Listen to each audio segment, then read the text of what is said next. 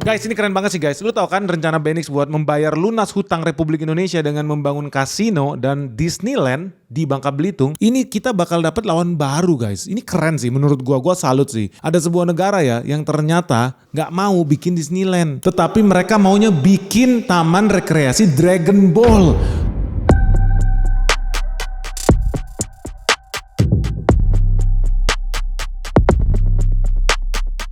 Ini betul-betul brilian sih pemikirannya dan gue salut karena negara ini selama ini kita anggap sebagai anjing peliharaannya Amerika Serikat. Harusnya kan tugas dia menjilat pantat Amerika Serikat. Namanya juga Mickey Mouse, Donald Bebek, yang punya Walt Disney. Tentu dia harusnya bikinnya Disneyland. Tapi dia gak mau guys. Negara ini malah maunya bikin Dragon Ball Theme Park. Dan dia bakal menjadi negara pertama yang memiliki taman rekreasi Dragon Ball di kolong langit ini. Nah menarik ini guys, kok bisa ya ada negara yang lebih memilih Goku, lebih memilih Bezita, Burma daripada milih Mickey Mouse, Donald Bebek, Winnie the Pooh, atau Elsa tuh dari Frozen kayaknya lebih terkenal ya. So kalau lu penasaran jangan di skip video ini, let's check this out.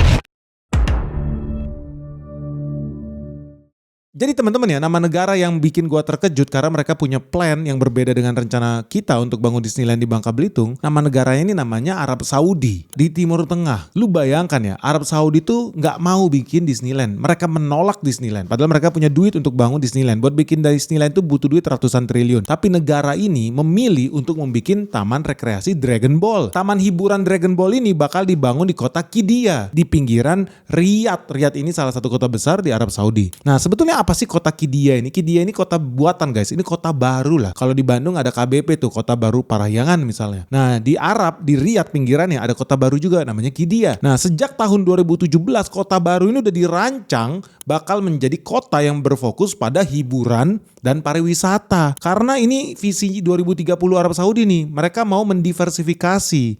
Mereka mau pemasukan negara Arab Saudi tidak lagi bergantung dari minyak bumi. Makanya sejak tahun 2017 mereka sibuk bikin kota-kota baru. Ada kota khusus perdagangan, kota khusus bisnis, kota khusus hiburan, khusus pariwisata, termasuk The Line Project itu. Kota yang bentuknya tidak masuk akal karena cuma garis panjang. Nah kota Qiddiya ini jujur aja menarik guys. Jujur aja menurut gue jauh lebih menarik dibandingkan IKN yang biaya pembangunannya cuma sekitar 300 triliun. Nah kota Qiddiya ini diperkirakan biaya untuk membangunnya sekitar 665 triliun. Wis luar biasa nih, sekitar 40 miliar dolar loh biaya pembangunannya. Dan memang udah dirancang bisa ditinggal oleh 500.000 manusia. Jadi mereka udah punya rencana buat bikin ratusan ribu hunian tempat tinggal di sana. Jadi dari situ udah bisa lihat ya, wah Qiddiya bakal lebih keren ya dibandingkan IKN. Kenapa? Karena Qiddiya ini ya tentu saja ya budget anggarannya jauh lebih besar dan terus isinya adalah pusat hiburan kelas internasional. Nah yang jadi menarik sih, kenapa ya Arab Saudi lebih memilih ya intellectual property IP-nya Jepang, which is Dragon Ball, dibandingkan IP-nya Amerika Serikat yang udah jauh lebih terkenal, udah jauh lebih sukses dan ada di mana-mana. Semua orang tahu IP-nya Disney. Disney sekarang bukan cuma bicara soal Donald Bebek sama Mickey Mouse, tapi Disney juga sejak tahun 2012 sudah beli IP-IP dari perusahaan-perusahaan lain. Contohnya dia sudah beli IP-nya Marvel, superheroes. Jadi kalau lu lihat ada Spider-Man loncat-loncat di atas, dia itu udah punya Disney guys, bukan punya Marvel lagi. Atau kalau lu lihat ada Star Wars suka main tembak-tembakan perang bintang, itu juga udah bukan punya si Lucas lagi, itu udah punya Disney. So dari situ kan harusnya ya menurut gua Arab Saudi tuh harus pikir ulang nih, kenapa lu pakai IP-nya Amerika Serikat, kenapa nggak ambil IP-nya dari Jepang? Memang apa hebatnya IP dari Jepang yang namanya Dragon Ball ini guys? Menarik nih.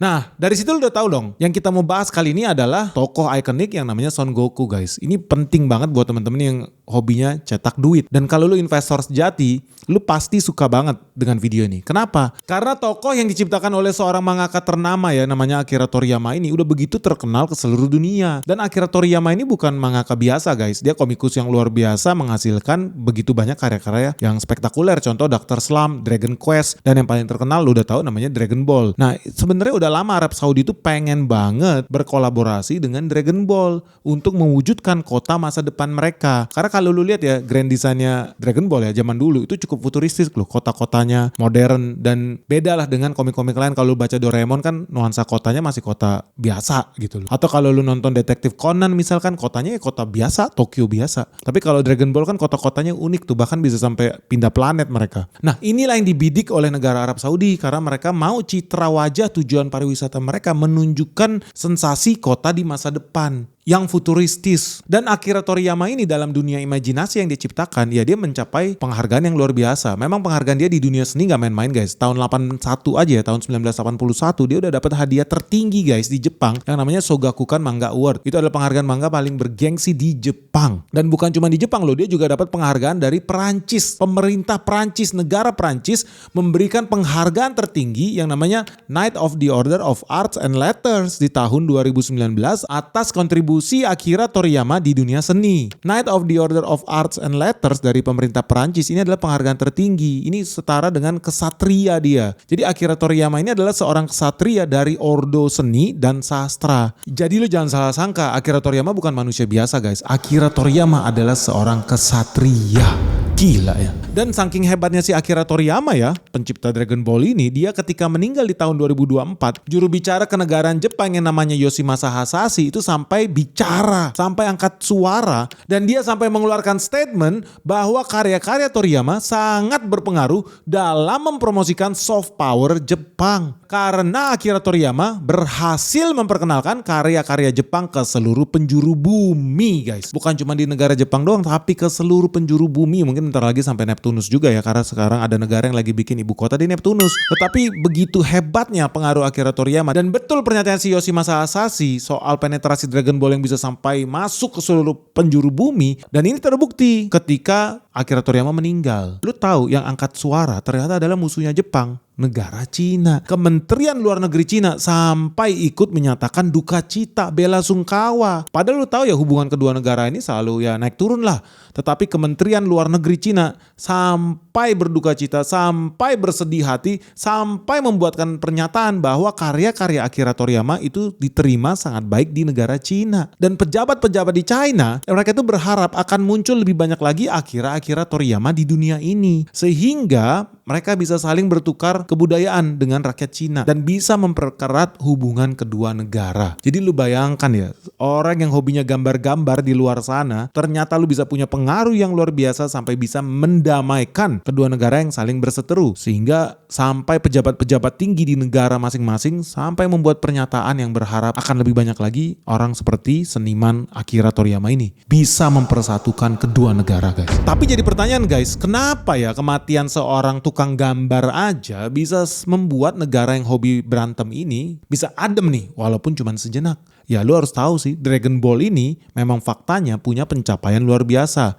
Seluruh komik Dragon Ball itu udah terjual lebih dari 260 juta eksemplar. Ini belum KW-KW-nya, bajak-bajakannya versi digitalnya. Tapi lu bayangin 260 juta komik Dragon Ball sudah tersebar di seluruh dunia. Artinya hampir sama dengan jumlah populasi penduduk di Indonesia guys. Jadi dari situ kita bisa tahu begitu besar dampak budaya Dragon Ball ini. Karena bisa masuk ke seluruh dunia. Ya wajar aja, artinya Dragon Ball berhasil membawa kultur pop Jepang hingga ke 80 negara lebih. Lu bayangin komiknya ditranslate bisa pakai bahasa Portugis, bahasa Spanyol, bahasa Cina, bahasa Indonesia juga ada. Begitu hebatnya Dragon Ball ini. Dan akibatnya dia menjadi salah satu ya pintu gerbang yang membawa kita, memperkenalkan kita ke budaya pop Jepang. Karena dengan membaca Dragon Ball orang jadi penasaran, sebetulnya Jepang itu seperti apa sih? Jadi ternyata komik itu bisa membawa kita ke pintu gerbang kebudayaan negara lain guys. Dan bukan cuma itu, dari segi duit ini juga cuannya gede. Lu tahu gara-gara Dragon Ball,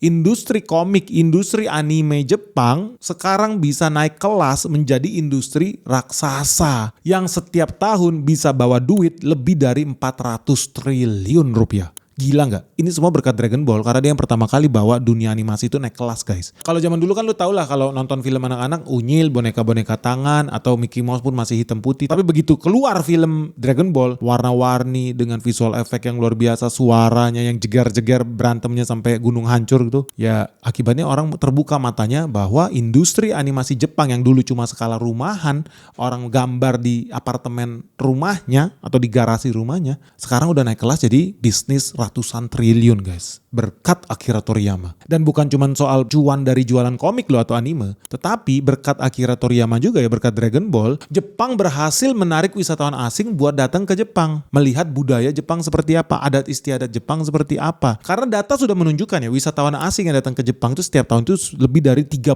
juta orang. Dan dari 35 juta wisatawan asing itu, 8% ya datang ke sana, alias sekitar 3 juta manusia dari luar negeri datang ke Jepang karena pengen mengunjungi lokasi-lokasi tempat-tempat yang berkaitan dengan film ataupun anime Jepang. Jadi dari sini lo bisa lihat, oh ternyata hanya karena seorang seniman tukang gambar, perekonomian Jepang naik tinggi, dunia pariwisata di Jepang naik tinggi, dan cuan ratusan triliun setiap tahun datang ke Jepang. Dan yang lebih hebat lagi yang namanya soft power, di sini juga dapat nih masuk kesempatan Jepang buat memperkenalkan bahasa Jepang, literatur Jepang, sastra Jepang ke seluruh dunia. Sehingga soft powernya Jepang makin berkuasa lagi di dunia ini. Dan yang lebih menarik lagi guys, tentunya soal cuan lah. Tadi gue udah sempat sekilas bahas bahwa ya bisnis anime, bisnis komik ini bisa menghasilkan duit lebih dari 400 triliun. Tapi lu penasaran gak sih angka pastinya seperti apa? Makanya lu jangan skip video ini nih.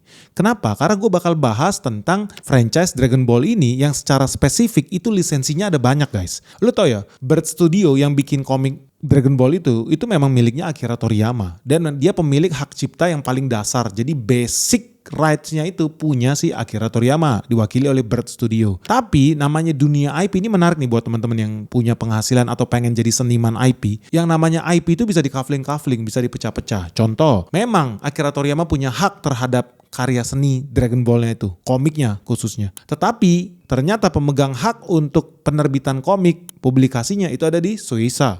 Terus kalau lu suka nonton film animasinya, hak untuk produksi film animasi, penyiaran film-film Dragon Ball itu adanya di Toei. Jadi dari situ aja udah lihat ya bahwa oh lisensi itu bisa di-kafling-kafling. Ada lisensi khusus komik, lisensi buat distribusi manga, atau distribusi animasi itu udah beda lagi. Dan bukan berhenti sampai di Toei. Karena lu suka lihat kan mainan Dragon Ball, sendal Dragon Ball, bahkan game di Sony PlayStation main game Dragon Ball itu bukan Toei, itu bukan Bird Studio, itu punya Bandai Namco. Jadi Bandai Namco inilah pemilik lisensi buat merchandise, mainan, video game Dragon Ball itu semuanya masuk ke Bandai Namco.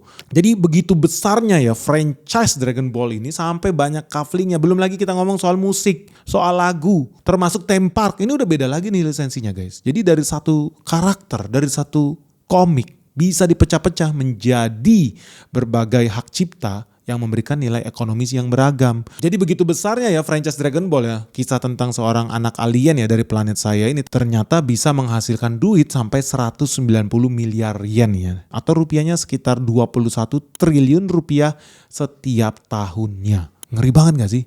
Duit 21 triliun setiap tahun dihasilkan oleh manusia dari planet saya ini. Dan begitu hebatnya Dragon Ball ini, dia sampai menjadi revenue generator terbesar buat Bandai Namco selama 6 tahun berturut-turut. Dia yang paling laris. Bayangkan ya Bandai Namco itu gede banget nih perusahaannya. Dia yang punya Tekken juga Bandai Namco by the way. Tapi begitu besarnya Dragon Ball, bawa 21 triliun sampai mengalahkan Gundam. Salah satu ya animasi favorit kalian juga mungkin. Ternyata pemiliknya Namco juga dan penghasilan Dragon Ball jauh di atas Gundam. Makanya gak heran ya kalau seandainya Dragon Ball ini bisa masuk ke dalam top 10 franchise IP Jepang. Dan ini udah masuk dalam kategori super franchise. Jadi bukan franchise kaleng-kaleng, ini udah super franchise. Dia itu berdiri sejajar sama Pokemon, Hello Kitty, Doraemon, Gundam, dan yang lainnya. Begitu besarnya ya Dragon Ball, kita nggak nyangka ya, kita kan taunya Mickey Mouse sama Donald Bebek, tetapi ternyata franchise Dragon Ball sendiri memang bisa menghasilkan duit puluhan triliun setiap tahun. Tetapi kalau divaluasi, nilai valuasi karakter Dragon Ball ini setara dengan 384 triliun guys. Dan ini menjadikan Dragon Ball sebagai franchise terbesar sepanjang sejarah Jepang. Khususnya komik Jepang ya. Karena kalau Pokemon kan bukan dari komik, Pokemon itu langsung keluar dalam bentuk film. Nah teman-teman bisa lihat nih breakdownnya di layar kaca ini menarik nih buat dipelajari. Bahwa sejak pertama kali diciptakan di tahun 1984, franchise Dragon Ball itu udah menghasilkan total penghasilan 583 triliun rupiah. Dan ini luar biasa besar sih. Teman-teman tahu gak sih top 10 franchise di Jepang bawa duit berapa? Yang pertama lu bisa lihat di layar kaca, ada Pokemon. Pokemon itu menghasilkan 1.500 triliun guys. Gila, peringkat 2 ada Hello Kitty. Hello Kitty menghasilkan 1.335 triliun. Ketiga ada Unpan-Man. Unpan-Man menghasilkan 1.000 triliun. Keempat, nah ini dia ada Dragon Ball. Cuma sekitar 583 triliun rupiah. Kelima ada One Piece di 417 triliun. Lalu ada Gundam juga sama sekitar 417 triliun. Lalu peringkat 7 ada Yu-Gi-Oh di 334 triliun. Peringkat 8 ada Shonen Jump itu sekitar 300 triliun.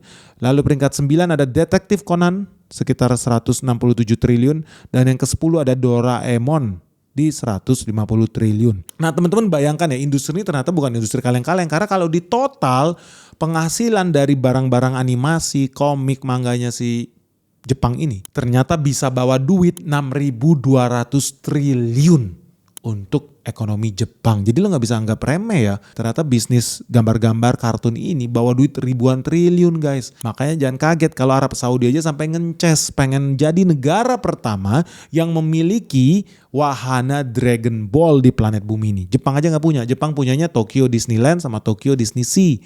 Mereka gak punya wahana Dragon Ball guys. Sekarang cita-cita kalian terwujud. Lu udah bisa lihat planet Namek di Arab Saudi guys. Di kota Qiddiya. Kalau orang Indonesia kan ya hobinya nonton. Kita jadi konsumen aja. Mau pergi liburan ke Singapura buat ke Universal Studio.